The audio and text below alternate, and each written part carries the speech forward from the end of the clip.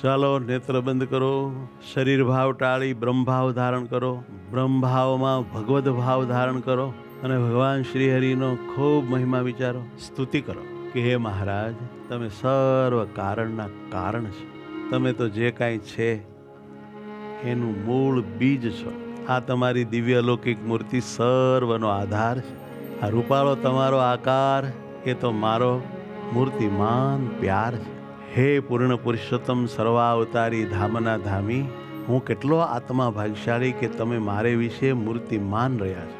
હે નાથ, તમે સાકાર મૂર્તિ સર્વ કરતા હરતા છો.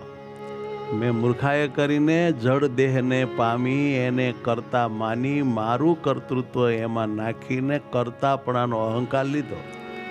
હવે હું સમજુ છું સત્સંગના પ્રતાપે કે હું તો આકાર રહિત આત્મા છું. હું શું કરું? તમે આ જડ દેહ આપ્યો છે એના અભિમાને મને કરતા માનીને હું ધૂણ ધૂણ કરું છું, પણ ખરેખર સર્વ કરતા તો એક તમે જ છો.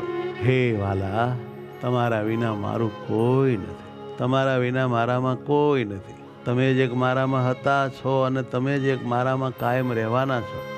તમે જ એક મારા હતા, મારા છો અને તમે જ એક મારા રહેવાના છો.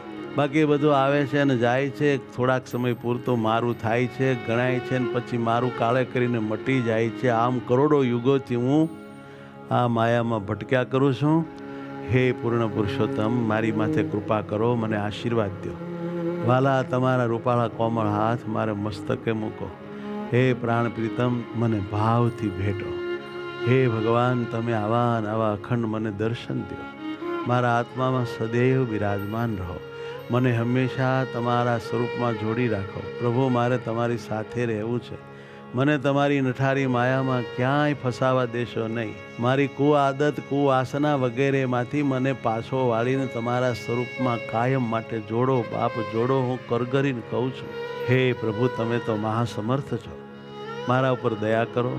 તમે ધારો ને શું ન થાય. મને તમે એવો યોગ, એવા વિચારો આપો, એવા શાસ્ત્રનો જોગ આપો, એવા સંતોની કૃપા આપો, એની પાસે દાસ થઈને નિખાલસ રહેવાની સાચી તાકાત સમર્પો.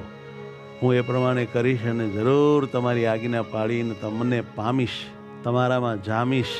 માયા, દુઃખો, દોષો બધું છોડીને શાશ્વત મહાઆનંદમાં રહેવા હવે મને ઈચ્છા થઈ છે. એ ઈચ્છા તીવ્ર બનાવીશ.